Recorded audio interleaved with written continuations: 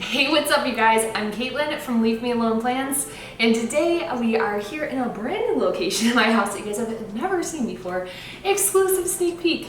And as you can probably have guessed from the title of this video, we are going to be building Gumball machine terrariums. Now, this is a video that I have bought the supplies for and wanted to do for literally a million years. I just keep putting it off, but today is the day. So I have had a fascination with these vintage gumball machines for a long time now. This green one that you see up here, I literally bought when I was like 15 years old. I got it off Etsy, and it's, you know, obviously like a little different than your standard gumball machine, but I just thought it was so cool. So always have really loved these, and a couple weeks ago I was scrolling through Facebook or Instagram or one of those places, I can't remember, but I saw this image of this standing gumball machine with a terrarium inside. I'll put it right here. And oh my god, as soon as I saw that, guys, I was like, I have to recreate this. Now, as fate would have it, I happened to be at my local thrift shop, which, you know, if being a crazy plant lady isn't weird enough, I also like to go thrifting in my free time. And when I was there, I stumbled upon this gumball machine, and as soon as I saw it, I swooped it up because I knew that I wanted to build this terrarium. So if you have never built a terrarium before, they're really easy to do. It's basically just like potting things up, but you just have some special tools. I'm not sure you guys can see them up here. What we have, oops, turn this guy's over. We have all these tools here, which make me feel like some kind of mad scientist, but they will just be for the purpose of building our terrarium down in here. Now, typically when you are selecting the plants that you want to put in a terrarium, you're going to want to select plants that all are going to have very similar care requirements, because obviously they're all potted up in the same pot together. So I have a little assortment of things today here, some of the plants that we have, and we probably won't use all these, but just kind of wanted to lay them out so we can pick as we go. We have these aloe bright stars, these miniature ponytail palms, which I don't think are gonna fit in here, but like I low-key really want to, because I just think that they're so cute and cool looking. We have a silver torch cactus, definitely a little cool guy. I think he's definitely gonna go in there. Some variegated prickly pears, or petunias, I believe that they're called. And then finally, just a little cutting of my string of pearls. So with no further ado, we will get into the video, so keep on watching for how to do this terrarium build.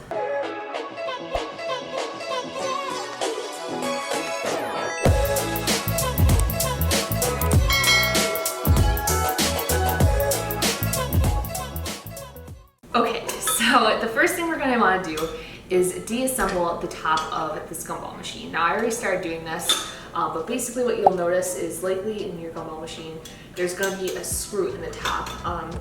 If you have one of these flat terrarium tools, you can use that. Of course, you can use a standard screwdriver, or if you don't have either of those, a butter knife works fine. You just twist it out, and then this part is going to lift off of there. Okay. Now, the next thing that we have to do is you're going to have the stopper on there at the top, and that prevents anything from falling in there. So again, if you can see, there is this little tiny bolt holding that gasket on there. I'm sure there's probably not the correct terminology, but just bear with me. So again, we're going to screw that off. We will just set that to the side over here, pull these off, and now you can just work with your terrarium just like this. But what I'm going to do first is we're actually going to take the whole globe off, and that's just going to leave us with this section here. So the reason why I wanted to take this globe off first is, you know, of course a gumball machine is meant for things to drop down into it. So you're looking down at where the gumball would normally drop. Now, of course, we don't mind me, I'm just gonna peel this sticker off. I'm like so ADD, I can't really focus on this.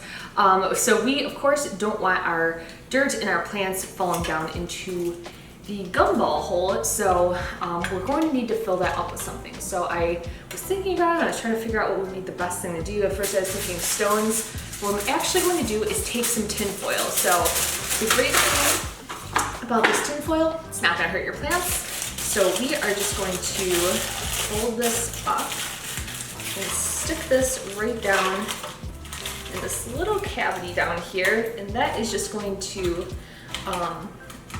plug up that hole just a little bit, not completely, but just so that we can make sure that the dirt itself is not just all going to fall straight out of that hole. Now what I'm doing right now is I'm just poking some little tiny holes into that, and the purpose for that, of course, is when we go in to water this guy, we want that water to be able to have somewhere to drain out if it needs to, in the event that you overwater it or whatever's going on. So I guess that step is optional, but I did just want to go on and do that.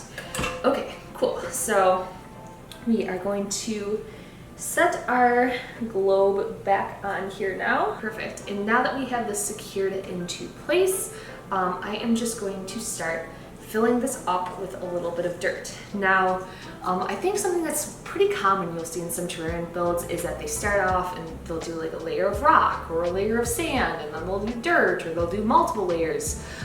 You can do this, especially if you have a really large terrarium that you're working out of, or happen to have a gigantic gumball machine that you're working out of. For me, there just isn't that much space in there. So I want to make sure that I give myself enough room to put dirt down in the bottom while also having room for these plants to sit inside there. So while you can opt for stones, I am just going to opt for straight up cactus mix potting soil. Now comment down below if you are somebody who builds terrariums, or if you have anything else like weird or cool that you have ever put a terrarium in. This is, I've done terrariums before, but I've never done anything quite like this. So I'm really excited to see how this turns out. Now these tools that I have here, they're specifically meant for building and working inside of a terrarium. I got them on Amazon. I believe they were like about $15 for the set. I accidentally bought 2 for some reason. But if you are interested in picking yourself up some of these, then I will link them in the description down below, and you can go and grab some for yourself. Okay, so I think we're gonna stop there for now. We might go back and add some soil, but I think that is a good starting amount. Okay, so I think these string of pearls, I'm definitely going to use these, but I think I'm going to place these in there last, because wherever we have free room, I'm kind of just going to have them creep through there. There'll be a little creeper on the ground. Something that's kind of nice when you're building terrariums and you're selecting your plants is not just thinking about, like what would be cool plants in there, kind of building different layers. I think it gives it a little more visual interest and just makes it more exciting to look at. So I think this the silver torch cactus is the first guy that we're gonna go in here. I'm gonna use these long little forceps, or tweezers as you will. These are actually fantastic for handling cactuses in general. I typically recommend, if you're handling a cactus and you don't wanna get like stuck with these little thorns, using sailor tongs. But for a tiny, teeny little guy like this, these are actually absolutely perfect. Now, I'm just going to start by freeing up these roots and gently knocking off some of that excess soil so that we are not starting off crazy high in here. Now I just got these plants at my local garden center. Obviously you can get whatever you want, but the ones that I went for were all very, very inexpensive plants, so this definitely doesn't have to be an expensive build. Again, I got the gumball machine itself at the thrift shop. So altogether, this build is likely going to end up being less than like $20 or $30. So really doesn't have to be this crazy expensive project. Okay, I think I'm actually going to first kind of make a little hole, and I think I want him kind of towards the center right over here. So just clear out a little space with this tool, and let's try and pop him on in there. I feel like I am performing an elaborate surgery. Okay, let's get you on in there, guy. Hopefully this guy isn't too tall. I think he will work. And of course, obviously depending on how big of plants you're starting with, they will grow over time, and you may need to, kind of adjust what you have in there over time. Okay, perfect. He fits in there. He is looking so cute already. I am like literally obsessed with this already. I'm not sure if you can like see it, but from my angle, oh my God, it's adorable. Okay, I'm like so excited. So I think the next thing I want to go in is with one of these Aloe Bright Stars. I think we're just gonna pop one of those in there. We'll go with this guy that's a little bit bigger. Can separate him from his twin. We'll repurpose him at a later date. So crack those crispy little critters off of there. Okay, perfect, and he is pretty dirt-free. Now him, I think I'm going to try and go and place him in front of that silver torch cactus. So again, we will use this kind of flat tool, and we are just going to kind of clear out a little space in there for him. Place him in there. And while you're doing this too, you can actually kind of backfill more of that soil around the plants that you have already placed, so that you kind of just get them in there a little more securely. Now, of course, if you're using, you know, a terrarium or some kind of jar that isn't a gumball machine and has a wider opening, you know, you may not need these tools. For me, they are just easier because I got chubby little hands and I don't think that they are gonna fit down in there. Okay, here we go. Just get a little more dirt on those roots down there. Now, of course, this will be a closed terrarium, and I'm sure some people eventually may comment on this and say, I don't know why you would be putting succulents in a closed terrarium. I don't think it's gonna work. Well, chances are, if you have watched my videos in the past, you will know that I am a chronic underwaterer, even for my cactus and succulents. So honestly, even though that this is a closed terrarium and you know, the humidity could potentially get a little high in there, I'm not that worried about it for me personally. Now, if you're somebody who is a little more of a heavy-handed waterer, then maybe watch out for that. But honestly, for me, somebody who can be a little neglectful towards my plants, as much as I hate to say it, I think that this will be a fine option. You know, this doesn't have to be like any kind of race, any kind of speedy process, just kind of, you know, just enjoy your time and go along and just have a nice little zen day of planting a terrarium. Funny enough, I tried filming like a repotting with me video earlier in the week in my normal filming spot, and I was kind of just turned away from the camera the whole time, and it was like a super awkward video. So yeah, we just ended up not posting that one. I didn't want to make anyone suffer through watching that video.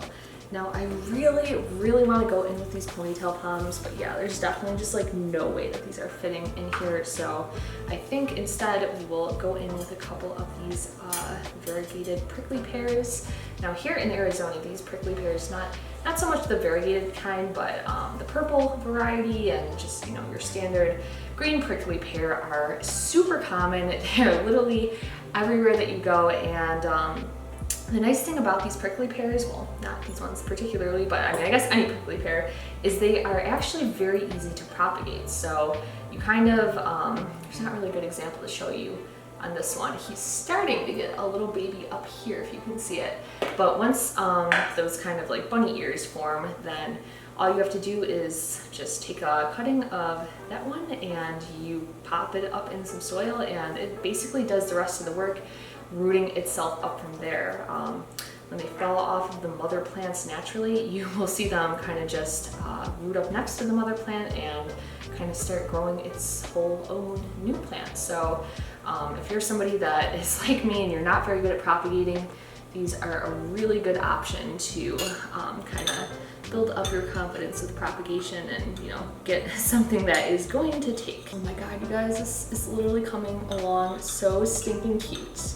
Having a little bit of a trouble placing these guys, but you know, just be patient with me here and we will get these propped up. You know what, I'm actually gonna pull these out of here because what we forgot to do, and I think this is so difficult right now, is we actually never dug out a little hole. So maybe if we do that, this will be a little bit easier for me in here. I don't necessarily want to do this right now, but something that you can do if you're having a little bit of trouble with the soil being too loose and kind of not staying where you're pushing it, is you can just add a little water into that soil, and then of course it will be it'll hold a little better and it'll just be a little bit easier to manage. So we'll see if we can get it in this tray, and if not, then we will add some water into there.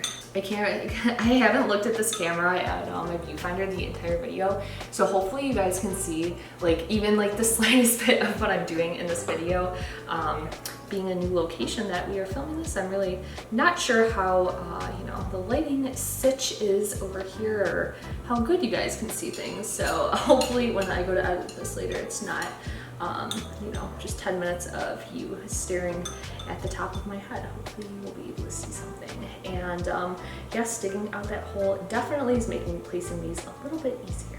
Funny enough, when I was younger, my dream job growing up, I desperately wanted to be a surgeon, probably because like I grew up in the age of Grey's Anatomy being really popular. And after this experience, I could probably say I was for the best that I did not become a surgeon, because I clearly do not have a very steady hand here.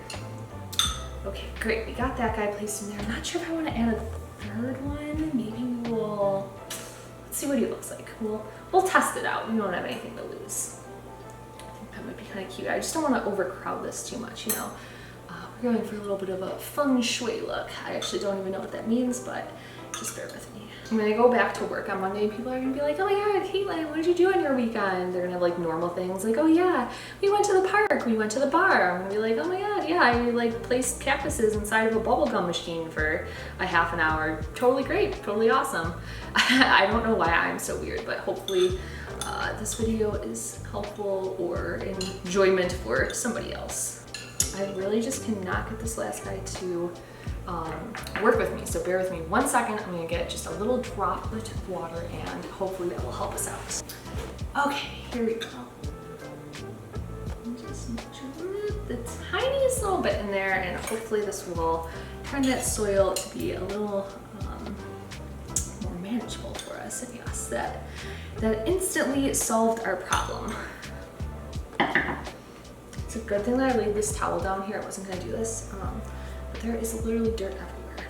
Whew, okay, I think we finally got those in there. So the last thing that I just want to go in here with now are these little string of pearls. They have little teeny tiny roots at the end, and I'm just basically going to place these in here to kind of be our bottom layer and coat up the bottom. Now if you watched my video on 13 plants that stress me out, you will know I am not typically known for having the best luck with string of pearls, but I recently bought another one and it seems to be doing okay so far. So hopefully I am not biting my words later on.